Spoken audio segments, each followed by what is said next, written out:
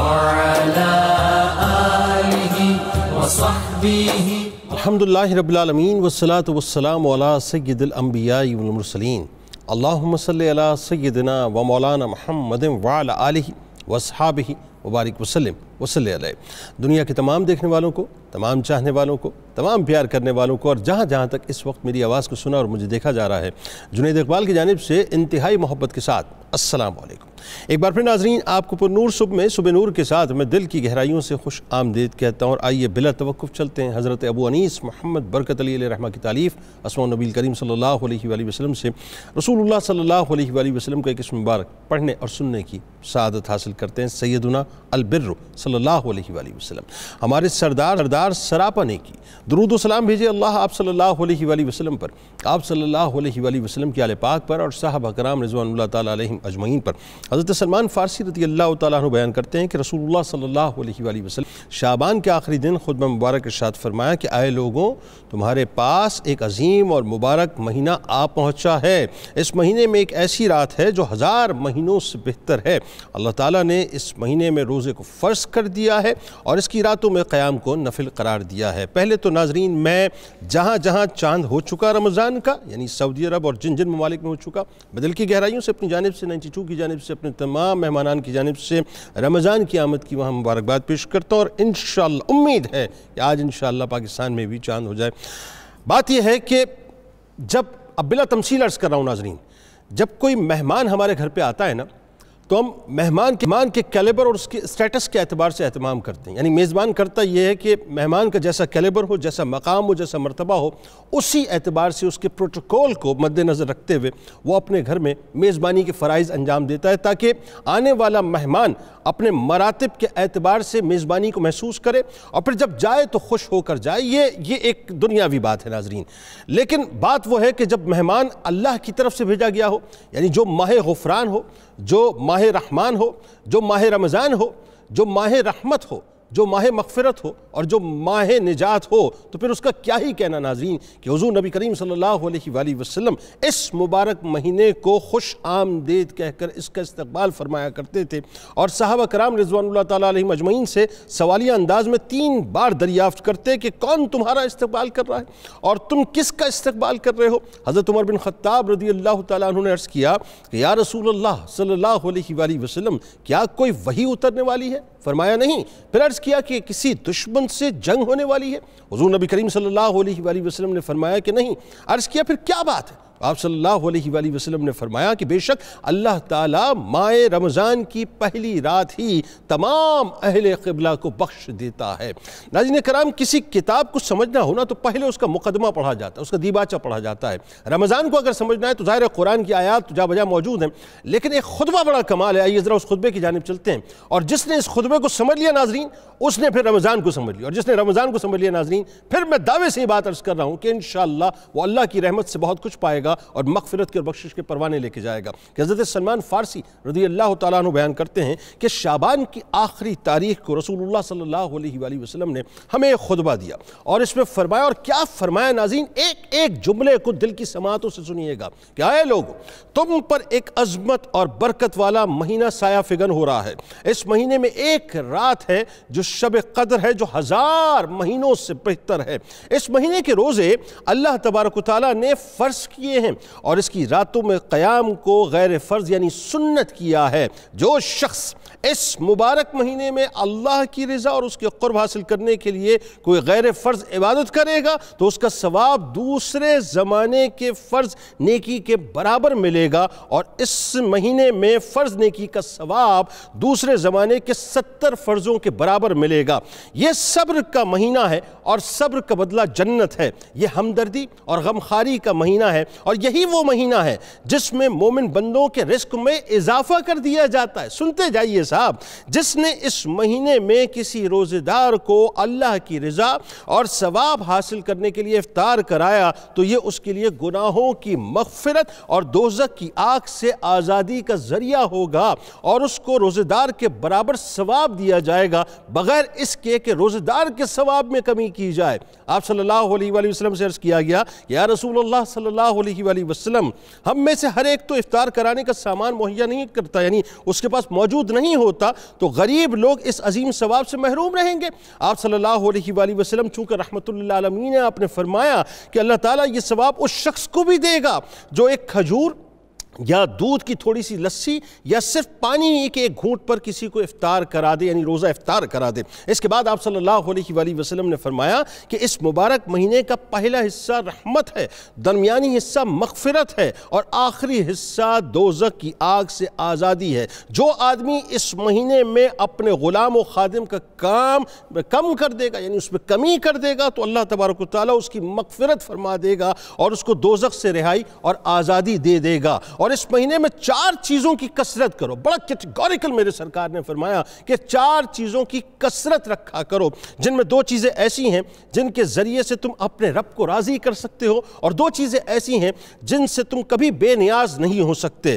وہ کلمہ طیبہ اور استغفار کی کثرت، یعنی 2 چیزیں، اور 2 چیزیں یہ ہیں کہ جنت کا سوال کرو اور دوزخ سے پناہ مانگو۔ اور آخری جملے میرے سرکار نے فرمایا کہ اور جو کوئی کسی روزہ دار کو پانی سے سیراب کرے، اس کو اللہ تبارک و تعالیٰ قیامت کے دن میرے حوض کوثر سے ایسا سیراب کرے گا جس کے بعد اس کو کبھی پیاس ہی نہیں لگے گی، یہاں تک کہ وہ جنت میں پہنچ جائے گا۔ مجھے بتائیے صاحب کہ یہ تو انعامات و اکرامات کے وہ بمپر پرائزز ہیں ناظرین، جس کو اگر ہم سمجھ لیں اور اس کی طرف لگ جائیں تو یقین مانیے کہ اللہ کی رحمت کے سارے دروازے کھلے ہوئے ہیں، بس وصول کرنے والا ہونا چاہیے اور اس بمپر پرائز کو یا ان بمپر پرائزز کو لوٹنے والا ہونا چاہیے۔ آئیے آغاز کرتے ہیں۔ ہمارے ساتھ 3 شخصیات موجود ہیں اور آج کا پروگرام اعتبار سے ناظرین بڑا امپورٹنٹ ہے کہ گفتگو ہوگی آج انشاءاللہ استقبال رمضان کے حوالے سے اور معمولات رمضان کے حوالے سے، لیکن ساتھ ساتھ آپ کو ہم یہ بھی بتائیں گے کہ سحری اور افطار میں آپ نے کن کن باتوں کو ایوائڈ کرنا ہے اور کن کن باتوں کو اڈاپٹ کرنا ہے۔ ہمارے ساتھ ممتاز اسکالر ہمارے بزرگ محترم جناب ڈاکٹر شبیر احمد جامی صاحب موجود ہیں، ان کے ساتھ تشریف فرمائے ممتاز عالم دین جناب ڈاکٹر نعیم الدین الازہری صاحب، اور آخر میں assistant professor nephrology Punjab institute of cardiology ممتاز پروفیسر ہیں محترم جناب پروفیسر ڈاکٹر عباد الرحمن صاحب تشریف فرمائے۔ آپ تینوں آپ کو السلام علیکم، خوش آمدید۔ ڈاکٹر صاحب آخر میں آپ سے انشاءاللہ، چونکہ آج گفتگو آپ سے بھی ہونی ہے اور اس میں خاص طور پہ ہمارے یہاں جو بڑا ایک یوں کہیے کہ اپنا ہم بہت تضاد کا شکار رہتے ہیں سحر و افطار میں کہ ہمیں کیا کھانا اور کیا نہیں کھانا، تو بہت سی انفارمیشن آج انشاءاللہ آپ نے لوگوں کو دینی ہے، لیکن اس سے قبل آغاز کرتے ہیں ڈاکٹر صاحب آپ سے سب سے پہلے بتائیے، اتنا زبردست مہینہ اور یہ ظاہر ایک مہمان کی حیثیت سے 1 مہینے کے لیے ہمارے پاس موجود ہوتا ہے، 30 ڈیز ہمارے پاس ہے، اس کی فضیلت کو کیٹیگوریکل قرآن نے بیان کیا، اس کی اہمیت کو کیٹیگوریکل قرآن نے بیان کیا، آغاز کیجیے۔ بسم اللہ الرحمن الرحیم، بڑی خوبصورت انٹرو میں آپ نے باتیں کی ہیں۔ جزاک اللہ جی۔ اللہ تعالیٰ نے قرآن مجید میں ماہ رمضان کے مہینے کی باقاعدہ فضیلتیں بیان کی ہیں۔ پہلا تو ماہ رمضان میں جو روزہ رکھا جا رہا ہے، اس روزے کا مقصد بیان کیا کہ یہ روزہ کیوں رکھا جا رہا ہے۔ کتب علیکم الصیام کما کتب علی الذین من قبلکم لعلکم تتقون۔ اللہ، اے ایمان والو، تم پر روزے فرض کیے گئے جیسا کہ تم سے پہلے لوگوں پر بھی فرض کیے گئے تھے تاکہ تم متقی بن جاؤ۔ تقوی بنیادی طور پر اس طرز عمل کا نام ہوتا ہے جس میں برائی کرنا چھوٹ جائے اور نیکی پر نیکی ہو۔ یعنی اگر برائیاں نیکی کے ساتھ چلیں تو لگتا یہ ہے کہ نیکی ثواب تو دیتی ہے، لیکن اگر برائی بالکل ختم ہو جائے اور مسلسل نیکی ہوتی رہے تو وہ صرف ثواب ہی نہیں دیتی، وہ قرب الہی بھی دیتی ہے۔ واہ، یعنی تقوی کی منزل پر انسان کو پہنچا کر قرب الہی عطا کر قرب الہی عطا۔ سبحان اللہ، سبحان۔ دوسرا ہمیشہ یاد رکھیں، اللہ تعالیٰ نے انسان کو جس پیٹرن پر پیدا کیا ہے تو اس کے لیے 2 چیزیں ضروری تھیں۔ کچھ چیزیں اس کی ہیں بطور دوا کے، بطور خوراک کے، اور کچھ چیزیں ہیں بطور احتیاط کے۔ جی، روزہ بنیادی طور پر ان عبادات میں آتا ہے جو انسان کو احتیاط کرنا سکھاتا ہے کہ آپ نے برائی سے کیسے بچنا ہے، ٹھیک ہے، نفس اور شیطان سے کیسے بچنا ہے، درست، اور دنیا کی محبت کے غلبے سے کیسے بچنا ہے۔ سبحان اللہ۔ ذرا گہرائی کو چیک کریں، دنیا کی محبت کے غلبے سے بچنے کے لیے، نفس اور شیطان سے بچنے کے لیے اس کا پیٹرن کیا رکھا گیا ہے کہ آپ نے سحری سے لے کر افطاری تک کھانے سے، پینے سے اور جائز خواہش کی تکمیل سے جائز جگہ سے بھی بچنا ہے، یعنی حلال کاموں سے بھی اپنے آپ کو بچا لینا ہے، اپنے آپ کو بچانا ہے تاکہ آپ کے اندر وہ احتیاط پیدا ہو۔ اگر اس کو میں سادہ لفظوں میں صوفیاء کی زبان میں، صوفیاء تو یہ کہتے ہیں جس طرح ہم ظاہری جسم کو دھوتے ہیں اس میں استنجا، وضو اور غسل، اسی طرح یہ جو روزہ ہے یہ انسان کے باطن کو دھوتا ہے، یعنی انسان کے دل کو، دماغ کو، روح کو، تو اس وجہ سے یہ تقوی کا ذریعہ ہے۔ دوسرا، جب ماہ رمضان کا مہینہ آیا تو اللہ تعالیٰ نے جو اس کی فضیلت کے بارے میں فرمایا، شہر رمضان الذی انزل فیہ القرآن ھدی للناس، یعنی یہ جو ماہ رمضان کا مہینہ ہے اس مہینے میں اللہ تعالیٰ نے قرآن مجید کے نزول کا سلسلہ شروع فرمایا، اور یہ جو قرآن کا نزول ہے نا یہ انسان کی ہدایت کے لیے ضروری ہے، چونکہ اس انسان کا خالق اللہ تعالیٰ ہے تو اللہ تعالیٰ انسان کے بارے میں بہتر جانتا ہے کہ اپنی آخری ہدایت کی کتاب کو کس پیٹرن پر نازل فرمائے جس کے اندر قیامت تک کے مسائل کا حل موجود ہو، وَبَيِّنَاتٍ مِّنَ الْهُدَى، اور پھر اس کے اندر صرف ھدی للناس نہیں، لوگوں کے لیے ہدایت کے اور بھی بڑے براہین ہیں، والفرقان، اور حق و باطل میں فرق کرنے کی جگہیں بھی اس میں موجود ہیں۔ تو روزہ تقوی کے لیے اور ماہ رمضان قرآن مجید کے ساتھ لنک کے لیے، اچھا قرآن کے بارے میں ہمیشہ یاد رکھیں قرآن کا اور روزے کا تعلق بڑا گہرا ہے، بالکل صحیح۔ قرآن مجید ھدی للناس بھی کہتا ہے، بالکل ٹھیک، قرآن مجید ھدی للمتقین بھی کہتا ہے، یعنی یہ لوگوں کے لیے بھی ہدایت ہے، لیکن امام نصفی کے بقول جو بندہ متقی ہو جائے گا یہ قرآن مجید اس کی ہدایت کو مسلسل بڑھائے گا، یعنی اس کو مزید کلیئر روڈ میپ دے دے گا، کلیئر روڈ میپ دے گا۔ تو اس کا مطلب یہ، اور قرآن کا ماہ رمضان انسان کو پالش کر رہا ہے، باطن کو مزکہ کر رہا ہے، اور قرآن اس پر انوار الہیہ کا نور چھڑک رہا ہے۔ واہ واہ سبحان اللہ، واہ واہ کیا یعنی رمضان کی فضیلت قرآن نے واضح کر دی کہ اگر میں اس کا کرکس نکالوں تو اللہ تبارک کو یہ چاہتا ہے کہ لعلکم تتقون، یعنی تم تقوی اختیار کر لو، بنیادی طور پہ اس کا کرکس یہ ہے۔ ڈاکٹر صاحب آپ کی جانب آتے ہیں، ذرا آپ یہ بتائیے کہ رمضان کی فضیلت جہاں قرآن بیان کرتا ہے وہاں پر سرکار مدینہ صلی اللہ علیہ وآلہ وسلم کی احادیث مبارکہ میں جا بجا ملتی ہیں۔ بسم اللہ الرحمن الرحیم۔ حضور نبی رحمت صلی اللہ علیہ وآلہ وسلم کیونکہ خود روزے سے اور رمضان سے بہت زیادہ پیار اور محبت رکھتے تھے، اس وجہ سے حضرت سیدہ عائشہ صدیقہ ام المومنین رضی اللہ تعالی عنہ ارشاد فرماتی ہیں کہ جب رمضان آتا تھا کان یشمر عن صاعد الجد، تو حضور صلی اللہ علیہ وسلم آستینیں چڑھا لیتے تھے، اور آستینیں چڑھانے کا مفہوم یہ ہے کہ کمر ہمت کس لیتے تھے، اور رمضان المبارک کے لیے خاص اہتمام فرماتے، اور عبادات کا اور تلاوت قرآن کا ایک ایسا اہتمام ہمیں حضور صلی اللہ علیہ وسلم کے ہاں نظر آتا ہے۔ اور پھر سرکار دو عالم صلی اللہ علیہ وسلم نے امت کی تربیت کے لیے رمضان المبارک کے حوالے سے فضائل اس کے ارشاد فرمائے، جن میں سے ایک یہ فرمایا کہ کائنات میں کچھ ایسی تبدیلیاں رمضان المبارک کے لیے رونما کی جاتی ہیں کہ جن پہ ہمیں یقین رکھنا چاہیے۔ ان میں سے پہلی تبدیلی یہ ہے کہ اذا جاء رمضان فتحت ابواب الجنہ وغلقت ابواب النار وصفدت الشیاطین،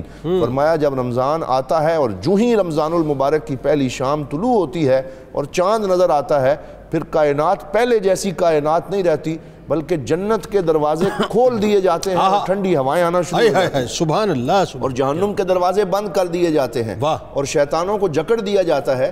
تو گویا جو ہی ہم رمضان المبارک کی شام میں داخل ہوں تو ہمیں اپنے اوپر یہ احساس باقاعدہ طور پہ طاری کرنا چاہیے کہ اب جہان پہلے والا نہیں رہا، اب رمضان والا جہان ہے، اب رحمتوں والا جہان ہے، اس کو حضور صلی اللہ علیہ وسلم نے بیان فرمایا۔ اچھا، اس میں ایک اور کیٹیگوریکل جملہ یہ بھی ہے کہ اہل قبلہ کی پہلی رات ہی بخشش ہو جاتی ہے۔ بالکل، اور پھر یہ بھی فرمایا کہ رمضان المبارک کی ہر رات میں اللہ رب العزت اپنے بندوں کی بخشش فرماتا ہے، اور پہلی رات سے ہی یہ مغفرت کا سلسلہ جو ہے شروع ہو جاتا ہے۔ ٹھیک ہے۔ پھر ارشاد فرمایا من صام رمضان ایمانا و احتسابا غفر له ما تقدم من ذنبہ، کہ جس شخص نے ایمان کے ساتھ اور سیلف اکاؤنٹیبلٹی اور خود احتسابی کے ساتھ روزہ رکھا، یعنی اپنے روزے کے اوپر نظر بھی رکھی اور اس کو صحیح سنبھال کے رکھا، تو فرمایا اللہ رب العزت اس کی سابقہ ساری زندگی کے گناہ معاف کر دیتا ہے۔ گویا پورا نامہ اعمال ایک دفعہ صاف کر دیا جاتا ہے۔ کانا کیوم ولدتہ امہ، وہ بندہ ایسے ہو جاتا ہے جیسے ابھی اپنے ماں کے پیٹ سے اس نے جنم لیا۔ بالکل پاک صاف رمضان جو ہے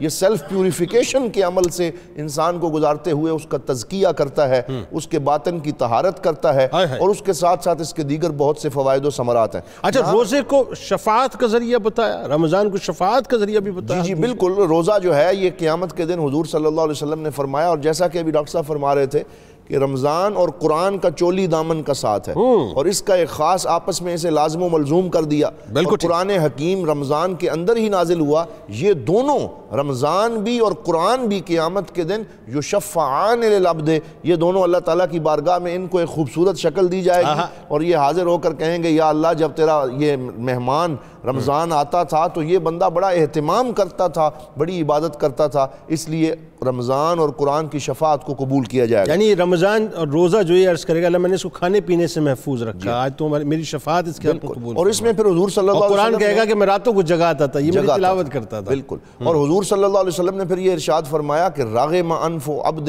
یعنی یہ تھوڑی سی جہاں تبشیر رکھی وہاں تنذیر بھی رکھی، جہاں پہ جو ہے خوشخبری دی وہاں تھوڑا ڈراوا بھی سنایا، اور وہ یہ ہے کہ فرمایا اس بندے کی ناک خاک آلود ہو جائے اور وہ شخص بڑا ناکام اور خائب و خاسر ہو جائے کہ جو رمضان کو پائے اور رمضان کے دن اور راتیں اس پہ گزریں پھر بھی وہ بخشش طلب نہ کر سکے، بخشش کا برس رہا ہو اور پھر بھی وہ اپنے لیے رحمتیں جو ہیں ان کو نہ سمیٹ سکے۔ پھر حضور صلی اللہ علیہ وسلم نے فرمایا اللہ رب العزت نے بڑی خاص ٹریٹمنٹ اور بڑا بہترین انتظام روزے دار کے لیے کیا ہے، اور وہ یہ ہے، ایک تو فرمایا الصوم لی وانا اجزی بہ، فرمایا باقی سارے اعمال میں کسی عمل کا بدلہ جنت کو بنایا، کسی میں دودھ کی نہر کو بنایا، کیا بات ہے، لیکن روزہ جو ہے اس کا نعم البدل اور اس کی جزا خود میں ہوں، میں خود اپنی زیارت سے اس کو شادگام کرتا ہوں۔ اور پھر یہ بھی فرمایا قیامت کا دن ہوگا تو پھر جو روزے دار ہوں گے ان کے لیے ایک خاص گیٹ رکھا، فرمایا اس میں سے روزے دار کو لایا جائے گا، اور وہ باب الریان ہے، اس سے ندا لگائی جائے گی کہ یہاں سے روزے دار آ جائیں، اور پھر ان کو، اور جب وہ داخل ہو جائیں گے روزے دار پھر اس دروازے کو بند کر دیا جائے گا اور اس میں سے پھر کسی اور کو داخل نہیں ہونے دیا جائے گا۔ سبحان اللہ، یہ وہ حدیث پاک ہیں بے شمار جن میں حضور نبی رحمت صلی اللہ علیہ وسلم نے رمضان المبارک کی خاص اہمیت۔ سبحان اللہ، سبحان اللہ۔ ڈاکٹر صاحب آپ سے گفتگو آج بڑی انٹرسٹنگ میں نے سننی ہے کہ ایک تو ظاہر ہے جو ہمارے دیکھنے والے ہیں وہ اب آج رات سے جو ہے اہتمام شروع ہو جائے، بلکہ رات سے کیا ظاہر ہے وہ گروسری وغیرہ تو پہلے سے آ جاتی ہے، اور 10 دن پہلے، 8 دن پہلے، 7 دن پہلے سے اہتمام شروع ہو جاتا ہے، وہ جی وہ اپنا دہی پھلکیاں بھی آ جاتی ہیں، تو جناب وہ اپنا پوڑ بھی آ جاتے ہیں سموسے کے، اور اپنا کیا قیمہ بھی جو ہے وہ اپنا شروع ہو جاتا ہے بننا، یعنی اور پھر وہ بیسن وغیرہ ساری چیزیں کہ جی افطار اور سحر کا پورا اہتمام، پھر وہ کھجلا پھینیاں یہ وہ واٹس ایور جو کچھ بھی جس طرح سے لوگ پسند کرتے ہیں۔ بات یہ ہے کہ اس میں جو امپورٹنٹ ترین بات ہے، اب تقویٰ تو ہمیں یہ بتا رہا ہے کہ جی وہ بھوک پیاس جو ہے اس کو ہم نے برداشت کرنا ہے، ہمارا معاملہ بالکل الٹ ہے، سحری کا بڑا زبردست لیوش قسم کا انتظام، افطار بھی بڑی، اب تو سحری میں بڑی لیوش ہونے لگی ہیں، تو سحری میں کیا کھانا چاہیے ایک تو آپ یہ بتائیے، اور افطار میں کیا نہیں کھانا چاہیے؟ مختصر سا سوال لیکن پوری کائنات ہے اس میں۔ بسم اللہ الرحمن الرحیم، بہت شکریہ۔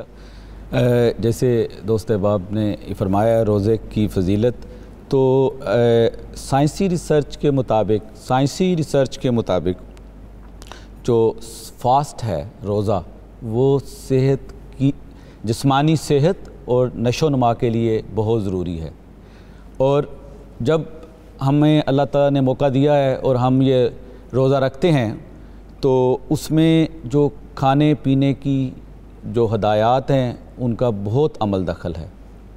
2 بیسک کانسیپٹ ہیں کہ جب روزے کے وقت ہم نے to prevent thirst and hunger, مطلب کہ ہم نے پیاس اور بھوک جو ہے اس کا مقابلہ ہے نا یہ ماشاءاللہ، تو اس کے لیے ہماری سحری کیسی ہونی چاہیے، یہ بتائیے کہ سحری کیسی ہونی چاہیے کہ جس میں ہماری جو فاسٹ کا ٹائم ہے 12 سے 16 گھنٹے وہ خیریت سے گزر جائے. جی. تو تھرسٹ کے معاملے میں یعنی پیاس، ہم وہ چیزیں لیں یعنی کہ پانی اللہ تعالیٰ کی بہت بڑی نعمت ہے، ہم اس کو استعمال کریں. ٹھیک ہے. لیکوڈز کا کثیر استعمال، لیکن ان میں ان چیزوں کا خیال رکھیں جن سے پیاس بڑھتی ہے، جیسے بیوریجز، کولڈ ڈرنکس، وہ والے ڈرنکس جن میں زیادہ نمک اور زیادہ میٹھا اور زیادہ کیفین ہے، جیسے کولڈ ڈرنکس ہیں، بیوریجز ہیں، کینڈ جوسز ہیں. ٹھیک ہے. اب دیکھیں کہ جب ہم بہت زیادہ میٹھے والا پانی یا میٹھی چیزیں لیتے ہیں تو پیاس لگتی ہے. ٹھیک ہے. ٹھیک ہے. تو ہمیں ایسے ڈرنکس جیسے فریش جوس ہیں وہ ہم استعمال کریں. ٹھیک ہے. پانی کا استعمال کریں. دودھ، لسی بہت اچھی چیز ہے، اس میں غذائیت بھی ہے، اس میں منرلز ہیں، اس میں پروٹینز بھی ہیں، اس میں کیلشیم ہے اور پانی بھی ہے. اور اسی طرح یہ تو، اور وہ ان پیاس کو بچانے کے لیے ہم اس طرح کے ڈرنکس لیں جس سے ہمیں پیاس نہ لگے، جو میں نے درست، یہ کلیئر ہوگی بات. دوسری بات ہے بھوک، کھانے والی چیزیں. کھانے میں ہم ان چیزوں کا خیال رکھیں جو بہت صحت کے لیے اچھی ہوں لیکن آہستہ آہستہ پیٹ میں جا کے ہضم ہوں. ٹھیک ہے. یوزلی ہم کیا کرتے ہیں، ہم پراٹھے کھاتے ہیں، ہم یہ بہت زیادہ مرغن غذا کا استعمال، جیسے آپ نے ابھی فرمایا ہے، ان چیزوں کو اوائڈ کریں. ہمیں ہماری خوراک کے اندر فائبر ہونا چاہیے. ٹھیک ہے. فائبر اب کن چیزوں میں ہے؟ ویٹ کی روٹی، آٹے کی روٹی، جو دلیا، سیریلز، اوٹس، بالکل ٹھیک ہے. یہ چیزیں اگر ہم استعمال جو کی روٹی میں جو یہ فائبر ہے، اور سرکار علیہ السلام نے تو پوری حیات طیبہ میں جو کی روٹی سنت ہے. اسی طرح جو کھجور ہے ہم افطار میں کرتے ہیں، ہم اسے سحری میں بھی استعمال کر سکتے ہیں. پھلوں کا استعمال، اور سرکار علیہ السلام سے سحری جو ہے اپنا کھجورے سے فرمایا، پھلوں کا استعمال ہے. دودھ ایک مکمل غذا ہے. دودھ اور دودھ سے بنی ہوئی چیزیں، ان کا ہمیں کثیر استعمال کر لینا چاہیے سحری میں. جیسے کہ ہم لو فیٹ، آج کل ملک بھی مل جاتا ہے، لو فیٹ دہی مل جاتا ہے، وہ صحت کے لیے بہت ضروری ہے. کچھ لوگ کھانے میں پھلوں اور سبزی کے ساتھ ساتھ سالن بھی لے لیتے ہیں، جیسے دالیں ہیں، شوربے والی چیزیں ہیں، وہ تھوڑا سا دیر سے ہضم ہوتی ہیں تو ہمارا روزہ اچھا گزر سکتا ہے، ان سے پیاس بھی کم لگتی ہے. اور لین میٹ ایک چیز ہے کہ وہ گوشت جو وائٹ میٹ یا ریڈ میٹ جس میں چکنائی کم ہوتی ہے، ہم اس کا استعمال کر سکتے ہیں. ٹھیک ہے. لیکن کوشش ہم کریں کہ جو چکنائی والی چیزیں ہیں وہ نہ لیں، وہ ہماری صحت کے لیے نقصان دہ ہیں. ہم فائبر کانٹینٹ اپنی ڈائٹ میں استعمال کریں، لیکن اس کا استعمال ہم سبزیوں سے، پھلوں سے، اور جو یہ والی میں نے عرض کیا ہے جیسے دلیا ہے، جیسے مکئی ہے، جیسے جو ہے، جیسے آٹا ہے، ہول ویٹ، ہم یہ استعمال کریں. ہاں اچھا، ہمارے یہاں ڈاکٹر صاحب ہوتا یہ کہ سحری ہم ایسے کرتے ہیں کہ جیسے زندگی کی آخری سحری ہے، اور افطار ہم ایسے کرتے ہیں کہ ہماری زندگی کی ایسا لگتا ہے کہ پہلی افطار ہے.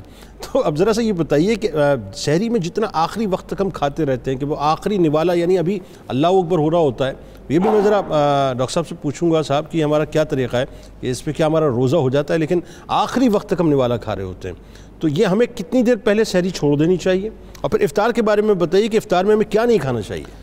دیکھیں، ضروری نہیں ہے کہ جب ہمیں انتہائی سحری کا الارم آئے یا اذان کا پتہ چلے اور ہم چھوڑیں. بہتر ہے کہ ہم کھانے کو ارلی شروع کر لیں، لیکن اس کو آہستہ آہستہ اس میں ٹائم بڑھا لیں.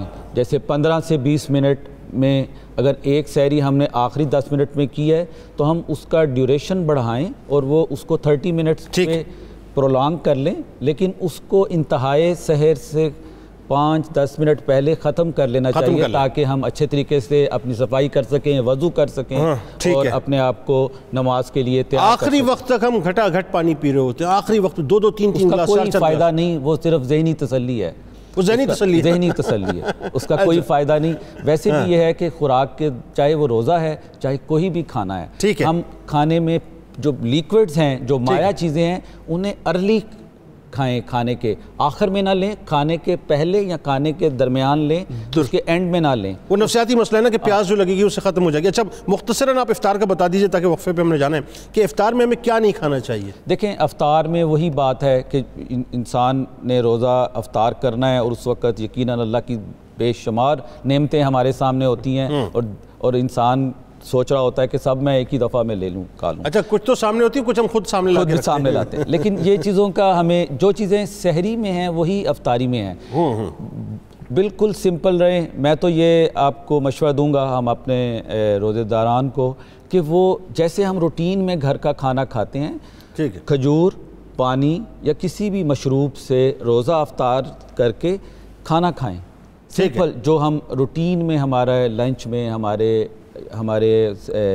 رات کے کھانے میں جو کھانا ہوتا ہے اسے کھائیں, اور اس کے بعد ہم کوئی پھل فروٹ کوئی ایسی چیز ساتھ لے لیں. لیکن یہ جو چیزیں ہیں جس میں ہم پکوڑوں کا استعمال کرتے ہیں, نہیں سر, حضرت پکوڑے کہیں, حضرت پکوڑے, حضرت سموسے, پکوڑے سموسے بڑی اہمیت دی جاتی ہے. یہ ہمارے صحت کے لیے انتہائی نقصان دہ ہیں. کیونکہ پھر وہ ان چیزوں کو کھانے سے, یا جو فاسٹ فوڈ ہے آج کل ہم فاسٹ فوڈ برگرز ہیں, شاورما, اس طرح کی چیزیں, یہ جب ہم بہت زیادہ دیر فاسٹ رہنے کے بعد جب افطاری کے بعد ہم کھاتے ہیں تو ہمارا معدہ, ہماری آنتیں ہم ایک دم اس کو ایکسیپٹ نہیں کرتی, اور وہ ٹائم جو افطاری اور صحت کے درمیان سحری کے درمیان ہے وہ اچھا نہیں گزرتا. یعنی لائٹر موڈ پہ رہنا چاہیے, لائٹر موڈ پہ ہی ہم افطار کریں. دیکھیں جی, چکنائی ہماری سحری ہو افطاری ہو اس میں نہیں ہونی چاہیے, کم سے کم ہونی چاہیے. اگر ہونی ہے تو وہ ویجیٹیبل سورس سے ہو, ویجیٹیبل سورس سے ہو, اینیمل سورس سے نہ ہو. بالکل ٹھیک ہے جی. اور اسی طرح بیوریجز جو ہمارے نیچرل سافٹ ڈرنکس ہمارے یہاں بڑی استعمال ہوتی ہیں سر, وہ معذرت کے ساتھ, بلکہ بہت سے لوگ سافٹ ڈرنک سے ہی کرتے ہیں. سافٹ ڈرنک تو انتہائی, ویسے بھی خالی پیٹ سافٹ ڈرنکس نہیں لیتے, کڈنی کے لیے, لیور کے لیے, دل کے لیے انتہائی نقصان دہ ہیں. میں بیسیکلی نیفرولوجسٹ ہوں, میں گردوں کا اسپیشلسٹ ہوں. بالکل. اور میں روزانہ ہم ایسے لوگ دیکھتے ہیں جو ان چیزوں کے کثیر استعمال سے وقت سے پہلے گردے کے امراض میں مبتلا ہو رہے ہیں. اور یہ ان ڈرنکس کے اندر ایسی چیزیں ہیں جو ہماری صحت اور شوگر کا باعث بنتی ہیں, بلڈ پریشر کا باعث بنتی ہیں, اور دیگر امراض پیدا کر سکتی ہیں. بالکل ٹھیک ہے. دیکھیں یہ اتنی خطرناک ترین باتیں ہیں ناظرین. یہ جو انفارمیشن آپ کو ڈاکٹر صاحب نے ٹرانسفر کی ہے, اگر یہ اس کے کلپس آپ یوٹیوب سے حاصل کر کے اس کو ایکسپلور کریں تاکہ یہ بھی ایک صدقہ جاریہ لوگوں کو پتہ چلے. ہمارے یہاں تو اب بیچارے چھوٹے چھوٹے بچے جو ہیں وہ اپنے ممی پاپا سے جو ہے ضد کرتے ہیں کہ پاپا ہمیں سافٹ ڈرنک لازمی چاہیے. مطلب کتنا خطرناک ترین معاملہ ہے. آپ سوچئے کہ لیور کے لیے, کڈنی کے لیے, ہارٹ کے لیے یہ نقصان دہ باتیں. سادی سی سحری, سادی سی افطار ہونی چاہیے. سرکار علیہ السلام سے پیار کا دم بھرتے ہیں اور ان کی سنتوں پہ ہم عمل نہیں کرتے. ہمارے ساتھ رہے ناظرین, ایک مختصر سا وقفہ ہے, سرکار علیہ السلام پہ درود پاک کا نذرانہ پیش کرتے ہیں, اور جب لوٹیں گے تو پھر آپ کو بتائیں گے کہ سرکار علیہ السلام کتنی چاہ سے, کتنے پیار سے اپنے صحابہ کے ساتھ رمضان کا استقبال اور اس کا اہتمام فرمایا کرتے تھے. درود پاک.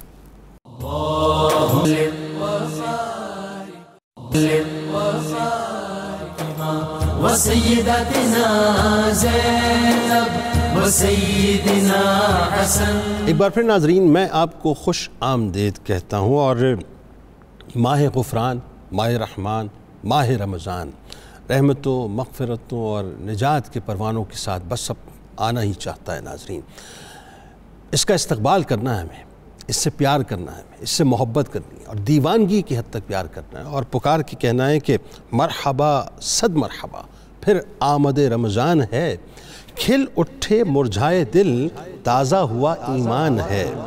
یا خدا ہم عاصیوں پہ یہ بڑا احسان ہے, زندگی میں پھر عطا ہم کو کیا رمضان ہے. تجھ پہ صدقے جاؤں رمضان, تجھ پہ صدقے جاؤں رمضان, تو عظیم الشان ہے, تجھ میں نازل حق تعالیٰ نے کیا قرآن ہے. ابر رحمت چھا گیا ہے, ابر رحمت چھا گیا ہے, اور سما ہے نور نور, فضل رب سے مغفرت کا ہو گیا سامان ہے. ہر گھڑی رحمت بھری ہے, ہر طرف ہیں برکتیں, ہر گھڑی رحمت بھری ہے, ہر طرف ہیں برکتیں. ماہ رمضان رحمتوں اور برکتوں کی کان ہے, آ گیا رمضان عبادت پر کمر اب باندھ لو, آ گیا رمضان عبادت پر کمر اب باندھ لو. فیض لے لو جلد یہ 30 دن کا مہمان ہے, عاصیوں کی مغفرت کا لے کر آیا ہے پیام. جھوم جاؤ مجرموں رمضان ماہ غفران ہے. بھائیوں بہنوں, بھائیوں بہنوں کرو سب نیکیوں پر نیکیاں، پڑ گئے دوزخ پہ تالے قید میں رمضان ہے، قید میں شیطان ہے، پڑ گئے دوزخ پہ تالے قید میں شیطان ہے۔ بھائیوں بہنوں گناہوں سے سبھی توبہ کرو، خلد کے در کھل گئے، داخلہ آسان ہے، کم ہوا زور گناہ اور مسجدیں آباد ہیں، کم ہوا زور گناہ اور مسجدیں آباد ہیں۔ ماہ رمضان المبارک کا یہ سب فیضان ہے، روزے داروں جھومو جھوم جاؤ کیونکہ یہ دیدار خدا، روزے داروں جھوم جاؤ کیونکہ یہ دیدار خدا، خلد میں ہوگا تمہیں یہ وعدہ رحمان ہے۔ دو جہاں کی نعمتیں ملتی ہیں روزے دار کو، دو جہاں کی نعمتیں ملتی ہیں روزے دار کو، جو نہیں رکھتا ہے روزہ وہ بڑا نادان ہے۔ یا الہی تو مدینے میں کبھی رمضان دکھا، یا الہی تو مدینے میں کبھی رمضان دکھا، مدتوں سے دل میں یہ عطار کے ارمان ہے۔ آئیے جناب ڈاکٹر صاحب سلسلے کو وہیں سے بڑھاتے ہیں آگے۔ اب ذرا یہ بتائیے کہ سرکار مدینہ صلی اللہ علیہ وآلہ وسلم اور صحابہ کرام رضوان اللہ تعالیٰ علیہم اجمعین رمضان المبارک کا جس انداز سے استقبال فرمایا کرتے تھے اور اہتمام کیا کرتے تھے، وہ ایسا ہے کہ اگر میرا خیال ہے ہم اس کا چند % بھی اگر عمل کر لیں تو رمضان جو ہے وہ ہم سے پیار کرنے لگ جائے۔ بتائیے۔ بسم اللہ الرحمن الرحیم، بڑی خوبصورت آپ نے کلام پڑھا۔ تو ماہ رمضان کی آمد کے سلسلے سے پہلے جو حضور نبی اکرم صلی اللہ علیہ وسلم کا اور صحابہ کا جو اہتمام نظر آتا تھا، اس کی بڑی گواہیاں موجود ہیں۔ حضور نبی اکرم صلی اللہ علیہ وسلم ماہ رمضان کی آمد سے پہلے شعبان اور رجب میں باقاعدہ اس آغاز اور ماحول کو شروع کر دیتے تھے جو بالمعنی استقبال رمضان لگتا تھا۔ آپ باقاعدہ جملے فرماتے تھے، اے اللہ ہمارے رجب میں، ہمارے شعبان میں برکت رکھ اور ہماری رمضان سے ملاقات کروا۔ تو یہ رمضان سے آپ کو ملنے کا اور رمضان کے موسم کے آنے کا آپ اتنے محبت بھرے انداز میں تذکرہ کرتے تھے۔ اچھا، صوفیہ کا چونکہ اپنا مشرب ہوتا ہے، وہ کہتے تھے اس کی بنیادی وجہ یہ تھی کہ چونکہ حضور نبی اکرم صلی اللہ علیہ وسلم خود رحمت للعالمین ہیں اور ماہ رمضان کا مہینہ بھی رحمتیں بانٹنے آ رہا ہے، اس لیے رحمت کو جب رحمت سے مطابقت ہوتی ہے تو طبیعت مچل جاتی ہے۔ تو گویا کہ حضور نے ماہ رمضان کا استقبال جس انداز سے فرمایا، آپ نے جملے ارشاد فرمائے، میں رمضان سے محبت کرتا ہوں۔ اگر میں کہہ دوں کہ رمضان مبارک حضور نبی اکرم صلی اللہ علیہ وسلم کا محبوب ہے، تو اس کیفیت کو اندازہ لگائیں کہ آپ رمضان کو دیکھتے کیسے تھے، اس کو پاتے کیسے تھے، پھر اس کو برتتے کیسے تھے، تو بڑا کمال نظر آتا ہے۔ یعنی رحمت للعالمین صلی اللہ علیہ وآلہ وسلم تمام انسانوں کو یہ درس دے رہے ہیں کہ رحمتیں سمیٹ لو اس مہینے سے، کیونکہ یہ رحمتیں لے کے آ رہے ہیں۔ اس سے زیادہ رحمتوں والا مہینہ تمہیں پھر نہیں ملے گا۔ اللہ اکبر۔ یہی وجہ تھی کہ پھر آپ نے جیسے شروع میں فرمایا، باقاعدہ شعبان کی 30 کو سب کو مسجد نبوی میں جمع کر کے ماہ رمضان کی فضیلت کا پورا تفصیلی لیکچر دیا۔ اللہ۔ اچھا، اس میں ایک اور درس بھی ہے، ہم جس میں غفلت کر جاتے ہیں، عمل کرنے سے پہلے جس کو ہم کہتے ہیں نا اخلاص سے نیت، یہ اخلاص سے نیت کوئی تھوڑی دیر پہلے نہیں ہوتی، یہ ایک گہرے جذبے کا نام ہے۔ اس کی پوری پلاننگ کرنی ہوتی ہے کہ بندے نے اپنے آپ کو دنیاوی مصروفیات سے الگ کرنا ہے، دل و دماغ کو تیار کرنا ہے، اور ایک پوری پلاننگ کر کے کہ یہ 30 دن کا کوئی لمحہ بھی میری زندگی میں غفلت نہ آنے پائے، میں تلاوت سے، ذکر سے اور روزے کی برکت سے کسی جگہ خالی نظر نہ آؤں۔ تو یہی وجہ بھی تھی کہ استقبال کر کے دکھایا کہ اس کے لیے پہلے پلاننگ کر لینا، بلکہ اس پلاننگ کے لیے کتنا اسلاف کا عمل رہا کہ 6 مہینے سے پہلے پلاننگ شروع ہو رہی ہے اور جانے کے بعد وہ افسوس اس کی قبولیت کی دعائیں اور اس کے فراق میں یار وہ کمال حق ادا نہ ہوا جو رمضان کا بنتا تھا۔ اچھا، اس میں ایک بات جو خاص طور پہ آپ بتائیں لوگوں کو، سننے والوں کو، کہ ایک تو سرکار علیہ السلام جو ہے، میں حیران ہوتا ہوں اس جملے کو جب میں حدیث مبارکہ میں پڑھتا ہوں اور قربان جاؤں میں سرکار علیہ السلام پہ کہ آپ اپنی کمر مبارک کو کس لیا کرتے تھے. میں سوچتا ہوں صاحب کہ ویسے ہی مطلب عالم یہ ہے کہ جن کی پوری راتوں کی عبادت کے بعد سورہ مزمل کی آیات اتر جائیں, جن کے قدمین شریفین متورم ہو جائیں, وہ اگر اپنی کمر کو کسیں تو پھر انتہا کیا ہوگی اس اہتمام کی. دوسرا یہ کہ شعبان کے روزے رکھتے رکھتے رمضان سے ملا دینا. پھر صحابہ کا عمل کہ جی وہ بات ہے کہ وہاں پر جو ریاست جو ہے اس میں جو قیدیوں کو آزاد کرنا ہوتا کرتے, زکوٰۃ کی تقسیم کر دیتے, یعنی فارغ ہو جاتے. یہ ذرا بتائیے یہ جو آنے سے پہلے اہتمام ہو رہا ہوتا تھا, یعنی آنے سے پہلے وہ دیکھ لیتے تھے کہ چونکہ یہ جو لمحات ہیں جس میں حضور نبی اکرم صلی اللہ علیہ وسلم نے فرمایا کہ یہ عبادت کا مہینہ ہے, صبر کا مہینہ ہے, قرآن کا مہینہ ہے, برکتوں کا مہینہ ہے, تو یہ سمجھتے تھے کہ جب تک ہم بالکل فارغ ہو کر اور اس پر یکسو اپنے آپ کو نہیں کریں گے تو شاید ہم اس کا پھر پراپر حق ادا نہیں کر سکتے. ٹھیک ہے. حضور نبی اکرم صلی اللہ علیہ وسلم کی اور محبت بھری اور بھی کافی چیزیں ہیں کہ آپ باقاعدہ ماہ رمضان کا چاند دیکھنے کے لیے انتظار میں بھی کھڑے ہوتے ہیں. اللہ. اور جب وہ چاند نظر آتا تو بہت فرحاں بھی ہوتے, خوش بھی ہوتے, اور جملہ بولتے اے اللہ اس ماہ رمضان کے چاند کو تو ہمارے لیے برکت والا بنا, اس پورے مہینے میں ہمیں سلامتی والا رکھنا, سبحان, ماہ رمضان کو ہم سے خوش لے کر جانا, اللہ, اور اس کے جو بھی حقوق بنتے ہیں بالکل ٹھیک ہے وہ ہمیں سارے پورے کرنے کی توفیق عطا فرما. بالکل ٹھیک. حضرت عائشہ صدیقہ رضی اللہ تعالیٰ عنہ تو آپ کی کچھ کیفیتیں بڑی حیران کن بھی بیان کرتی ہیں کہ آپ ماہ رمضان کی آمد سے پہلے ایسے بھی لگتا تھا جیسے ایک ایسی کیفیت میں ہیں اور آپ کا رنگ متغیر نظر آتا تھا. تو ہم پوچھتے یا رسول اللہ آپ سے بہتر رمضان کے روزے کس نے رکھنے ہیں, تلاوتیں کس نے کرنی ہیں؟ وہ کہتے ہیں یہ تو ٹھیک ہے لیکن اپنی امت کو تعلیم دینے کے لیے میں بتانا چاہتا ہوں کہ اس کے جتنے حقوق و آداب ہیں ہم جتنی بھی کوشش کر لیں کوئی کمی نہ رہنے پائے. بالکل. اچھا اس میں اسی کنٹینیوٹی میں ذرا لوگوں کو سمجھانے کے لیے ظاہر ہے جو سرکار علیہ السلام کا عمل تھا وہ ان کے غلاموں کا عمل تھا, ان کا ریفلیکشن تھے, ان کا پرتاؤ تھے. اب سرکار علیہ السلام کا ایک تو یہ کہ روزوں کا اہتمام کرنا, سخاوت جو ہے تیز آندھی سے زیادہ جو ہے ان کی سخاوت کا ہو جانا, رات کو تلاوت کلام پاک کرنا, جبرائیل امی کا جو ہے وہ دور کے لیے آنا, یعنی یہ تمام باتیں جو ہیں یہ ذرا آپ بتائیے. پھر تراویح کا اہتمام مطلب سرکار علیہ السلام نے فرمایا کس طرح سے, یعنی یہ ساری عبادات اور دیگر نوافل وغیرہ سب بتائیے. لیکن اسی ریفلیکشن میں ہمیں رمضان کیسے گزارنا ہے, ہمیں استقبال کیسے کرنا ہے, اور ہمیں کن کن باتوں سے بچنا ہے اور کن کن عبادات کو کرنا ہے, یہ اسی پرسپیکٹیو میں آپ نے بتانا ہے. جی بسم اللہ الرحمن الرحیم.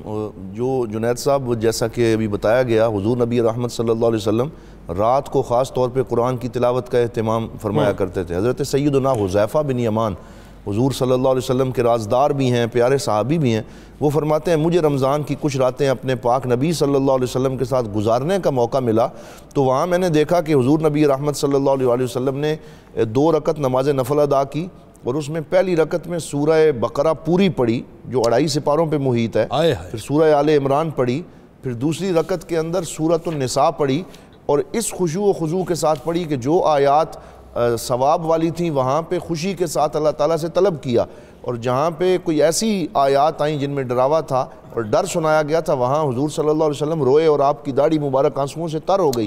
ان کیفیات کے ساتھ حضور نے ساری رات, حتیٰ کہ جب ابھی آپ کی 2 رکعتیں مکمل نہیں ہوئی تھیں تو حضرت سیدنا بلال حبشی نے تہجد کے لیے جو اذان رمضان میں الگ سے ہوتی تھی وہ دے دی, تو پوری رات سرکار دو عالم صلی اللہ علیہ وسلم قرآن کی تلاوت کرتے رہے. دوسری طرف ہمیں اپنے عمل کو بھی دیکھنا چاہیے.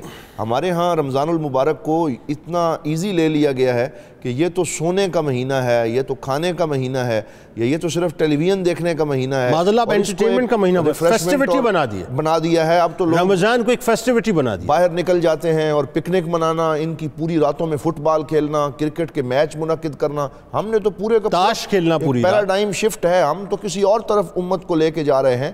یہ پہلے عالم عرب کے اندر یہ ہوا اور ادھر ہمارے ملکوں کے اندر بھی یہ چیز آگے بڑھتی چلی جا رہی ہے. ہمیں علماء اس میں کردار ادا کریں, میڈیا چینل اس میں کردار ادا کریں اور لوگوں کو ایجوکیٹ کیا جائے کہ حضور نبی رحمت صلی اللہ علیہ وسلم کا رمضان گیم شوز دکھا کے ایجوکیٹ کر رہے ہیں نا افطار کے فوراً بعد. جی بالکل. تو اس میں جناب یہ آپ دیکھیے کہ حضور نبی رحمت صلی اللہ علیہ وسلم فرماتے اذا صمت فَلْيَصُمْ سَمْعُكَ وَبَصَرُكَ وَكُلُّ عُضْوٍ مِّنْكَ کہ اے بندے جب تو روزہ رکھے تو صرف تیرا پیٹ روزہ نہ رکھے بلکہ تیری سماعت بھی روزہ رکھے، تیری بصارت بھی روزہ رکھے، تیرا ہاتھ بھی روزہ رکھے، یعنی تو اپنے ہاتھ سے کوئی ایسا کام نہ کرے، اپنی نظروں سے کوئی ایسی گناہ والی چیز نہ دیکھے، اور تو پوری طرح اس روزے کی حفاظت کرے، اس کا حکم دیا گیا۔ پھر اس کے ساتھ ساتھ جنید صاحب میں یہ بھی کہنا چاہوں گا کہ رمضان المبارک میں اپنے ارد گرد کے غرباء کا خیال رکھنا، اپنے پڑوسیوں کا خیال رکھنا، اور وہ لوگ جن کے پاس اتنے وسائل مہیا نہیں ہیں کہ وہ رمضان المبارک میں سحر و افطار کی لذتوں سے شاد کام ہو سکیں، ان تک چیریٹی کرنا، کیونکہ حضور صلی اللہ علیہ وسلم اتنی سخاوت کرتے تھے کہ تیز ہوائیں بھی پیچھے رہ جاتی تھیں، حضور آگے نکل جاتے تھے۔ تو ہمیں حضور صلی اللہ علیہ وسلم کی اتباع میں یہ بھی کرنا چاہیے۔ اور ایک جملہ میں یہ بھی کہنا چاہوں گا کہ ہمارے ماشاءاللہ جس طرح 92 چینل نے ایک سال ہا سال سے خدمات کا ایک تسلسل ہے، اور اس میں علماء کو بٹھا کر ایک اسکالرلی گفتگو ہوتی ہے اور تربیت کی جاتی ہے، یہ جو رمضان المبارک میں گیم شو چلانے کا ایک رواج بڑھ گیا ہے، تو اس کے اوپر بھی کنٹرول کرتے ہوئے ٹی وی چینلز کو بھی رمضان المبارک کے تقدس کا احترام اور اس کا خیال بڑے اچھے طریقے سے رکھنا چاہیے، اور اس میں تلاوت قرآن حکیم اور وہی اعمال ہونے چاہیے جن کا حضور نبی پیمرا رحمت نے صلی اللہ اپنے علیہ وسلم SOPs نے نکالیں، لیکن اللہ کرے کہ اس کو لوگ فالو کریں۔ اس کو نارملی جو ہے چینلز فالو نہیں کرتے، اور فالو کرنا چاہیے۔ اچھا، اب بات یہ ہے، اس میں جو اہم ترین بات ہے، جو بیسک ہے، جو کور ایشو ہے، جس کو میں سمجھنا اور لوگوں کو سمجھانا چاہتا ہوں، وہ ہے روزہ، کیونکہ روزہ اسپیشلٹی ہے رمضان کی۔ کیا روزہ صرف اس بات کا نام ہے کہ ہم نے بھوکا پیاسا رہنا ہے، حلق سے کچھ نہیں اتارنا ہے؟ کیا حلق سے نہ اتارتے وقت ہمارے ذہن میں یہ خوف تو ضرور ہوتا ہے کہ ہمیں اللہ دیکھ رہا ہے، لیکن وہی بات ہے کہ باقی تمام چیزوں کو جو ہے ہم بریچ کرتے ہیں، تمام اصول و قواعد جو ہم ایک طرف کر دیتے ہیں، اس کے بارے میں کیا کہیں گے؟ جی بالکل، یہ بڑی اہم بات ہے، اور اس میں کیونکہ روزہ تو ایک تزکیہ نفس اور ایک طہارت کا عمل ہے، اور روزہ اصل میں صرف یہ حضور صلی اللہ علیہ وسلم کا واضح فرمان ہے۔ آپ نے فرمایا من لم یدع قول الزور والعمل به فلیس للہ حاجۃ ان یدع طعامہ وشرابہ، کہ جس بندے نے جھوٹ بولنا نہ چھوڑا، جس نے لوگوں سے ولگیرٹی نہ چھوڑی اور اپنے رویے میں کوئی مثبت تبدیلی پیدا نہ کی، تو پھر اللہ تعالیٰ کو اس کے بھوکے اور پیاسے رہنے کی کوئی ضرورت اور حاجت نہیں ہے۔ پھر ایک جگہ یہ بھی حضور صلی اللہ علیہ وسلم نے فرمایا کہ جب تم روزے کی حالت سے ہو تو تمہارا بیہیویئر اتنا اچھا ہونا چاہیے کہ اگر تم سے کوئی جھگڑا کرنے کی کوشش کرے، تمہارے گریبان کو پکڑنے کی کوشش کرے، تو تم کہو انی صائم، میں روزے سے ہوں، بھائی میں اپنی ایک خاص سٹیٹ آف مائنڈ میں ہوں، میں نے اس سے باہر نہیں نکلنا، اور میں نے اس روزے کے تقدس کا خیال رکھنا ہے۔ اس چیز کے اوپر ہمیں خاص طور پہ توجہ دینی چاہیے۔ مطلب ہمیں من حیث القوم اپنے ایگریشن پہ کنٹرول کرنا چاہیے ڈیورنگ